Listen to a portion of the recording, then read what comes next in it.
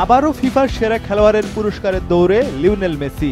ফিফার মতে মেসির অনুপ্রেরণামূলক পারফরমেন্সে ইন্টার মায়ামি ঘরোয়া লিগের শিরোপা জিতেছে, আর আর্জেন্টিনা কোপা আমেরিকার শিরোপা ধরে রেখেছে।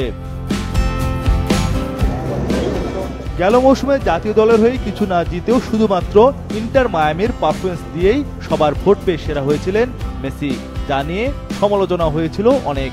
এবারও শীর্ষ 11 জনের তালিকায় মেসি থাকায় তিনি অনেক ভোট পাবেন বলে ধারণা করা হচ্ছে।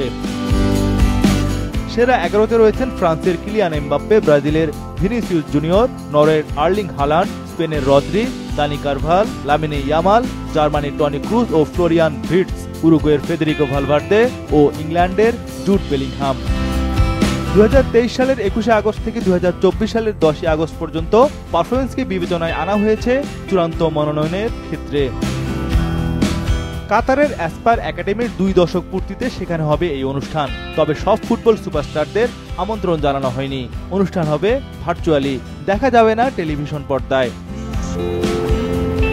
পরদিন কাতারেই হবে ফিফা মহাদেশীয় ক্লাব ফুটবলের ফাইনাল, যেখানে লড়বে স্পেনের রিয়াল মাদ্রিদ ও মেক্সিকোর পাচোকা।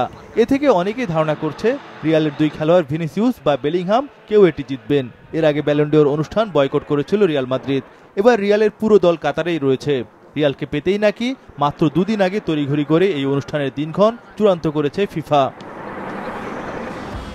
ছেলেদের বিভাগে বর্ষসেরা খেলোয়াড়ের তালিকায় রিয়ালের ভালভার্দে ও অবসরে যাওয়া টনি ক্রুজ রয়েছেন।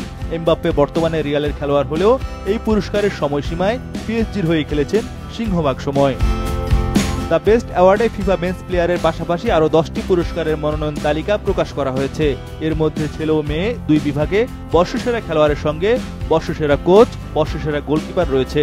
এছাড়া ছেলে ও মেয়েদের বর্ষসেরা একাদশ ঘোষণা করা হবে। থাকবে ছেলেদের বর্ষসেরা গোলের জন্য পুস্কাস অ্যাওয়ার্ড। প্রথমবারের মতো মেয়েদের বর্ষসেরা গোলের জন্য দেওয়া হবে মার্তা অ্যাওয়ার্ড।